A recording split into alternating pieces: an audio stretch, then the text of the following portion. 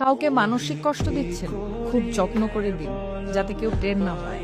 তবে নিজেকেও একটু তৈরি করে রাখবেন ভবিষ্যতের জন্য। যে কষ্টগুলো কাউকে দিচ্ছেন, দুনিয়াতে তার পুরোটা না হলেও মিনিমাম 1/3 ভোগ তো করেই যেতে হবে আপনাকে।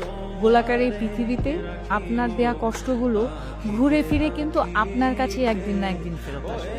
আপনি নিজেই আত্ম অনুশোচনায় ভুগতে ভুগতে একটা সময় শেষ করে দেবেন, যা হয়তো আপনার সো কল্ড ইগোর জন্য ওই মানুষটার কাছে ক্ষমা চাইতে পারবেন।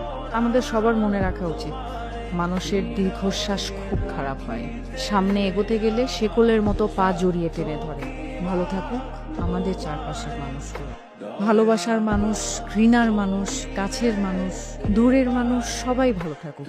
অভিশাপ না দিলেও রুহের হায় বলে একটা কথা আছে, যাকে রিভেঞ্জ অফ নেচার বলে, যেটা আমাদের বিশ্বাস করতেই হবে। প্রকৃতি কিছু ভোলে না, সময়ের ব্যবধান মাত্র।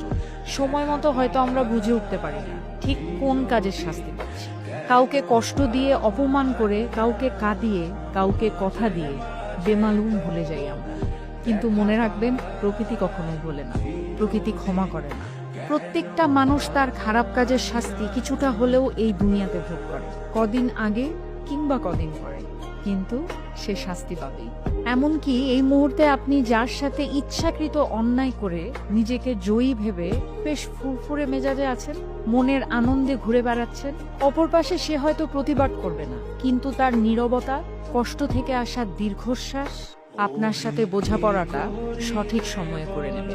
কারণ ওপরওয়ালা কাউকে ঠকান না, তিনি কারো একার নন, তিনি সবার।